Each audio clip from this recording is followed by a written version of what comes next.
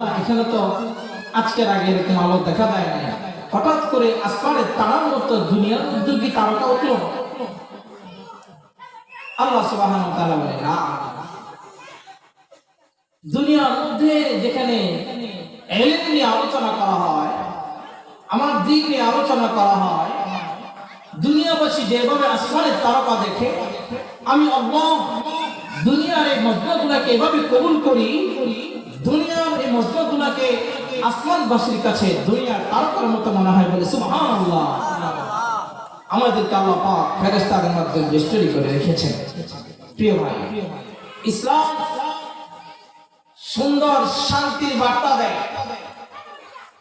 ইসলাম মানুষকে মানবতা শিখায়।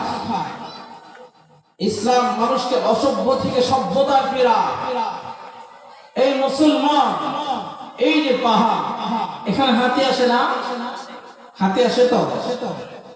সূরা ফিল, আল্লাহ পাক সূরা ফিল নাযিল করেছেন হাতি, সূরা হাতির ছোড়া।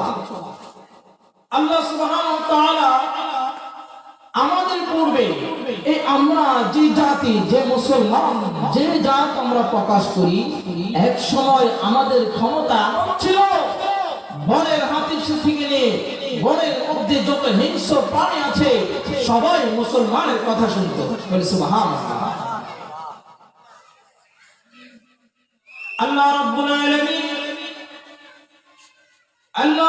আলামিন বলেন, মা খালাকাতুল জিন্না ওয়াল ইনসা ইল্লা লিয়াবুদুন।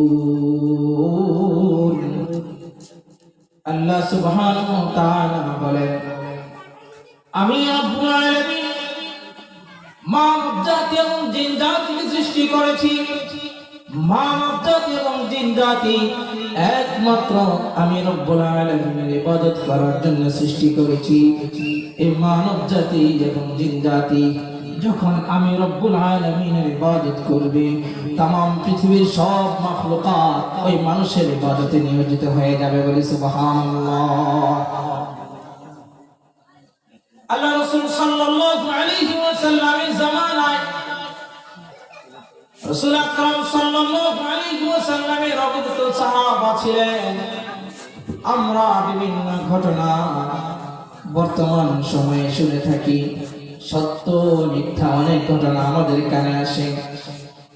এই যে তামাম পৃথিবীর মানব জাতি যখন আল্লাহ আল্লাহ ডাক শুরু করে দিবে, আপনার কলবের মধ্যে যখন আপনি আপনার আল্লাহকে ঢুকায় নেবেন, আল্লাহ সুবহানাহু ওয়া তাআলা বলেন, তামাম পৃথিবীর উপরে নিচে গর্তের পিপিলিকা, সাগরের সমুদ্রের মাছ, যত রকমের প্রাণী আছে, ওই পাহাড়ের মধ্যেও যত রকমের হিংস্র প্রাণী আছে, সব মিলে ও আমার বান্দা তোমার হেফাজতের মধ্যে লেগে যাবে আর দোয়া করতে থাকবে, আল্লাহ আপনার এই বান্দা দুনিয়ার মধ্যে আপনার জন্য ফানা হয়ে গিয়েছে, আমরা সমস্ত মাখলুকাত তার জন্য ইস্তিগফার করতেছি, আল্লাহ তার অতীতকালের গুনাহগুলোকে মাফ করে দিয়ে ও রব্বুল আলামিন তাকে আপনি দুনিয়া জান্নাতি বাসী বানায় দেন, তার কবরটাকে আপনি আগে থেকে জান্নাতের ঠিকানা বানায় দেন। বলে সুবহানাল্লাহ।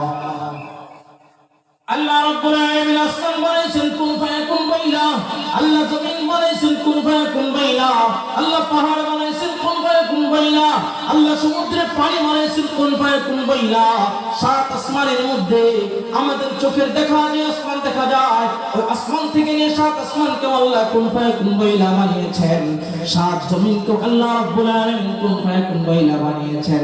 আমি আপনাকে আল্লাহ রাব্বুল আলামিন কুন ফায়াকুন বাইলা বানাই নাই। আল্লাহ রাব্বুল আলামিন কোরআন মাজিদের মধ্যে বলেন, ওয়া ইয ক্বালা রাব্বুকা লিল মালাইকাতি ইন্নী জাঈলুন ফিল আরদি খলিফা। আল্লাহ রাব্বুল আলামিন লম্বা আলোচনা সূরা আল-বাকারা, আল্লাহ সুবহানাহু ওয়া তাআলা ফেরেশতাদের মাধ্যমে ফেরেশতাদের কাছে প্রস্তাব দিলেন, মাশওয়ারা করলেন, আমি মানব জাতি সৃষ্টি করতে চাই, আমার প্রতিনিধি সৃষ্টি করতে চাই। ওই প্রতিনিধির মধ্যে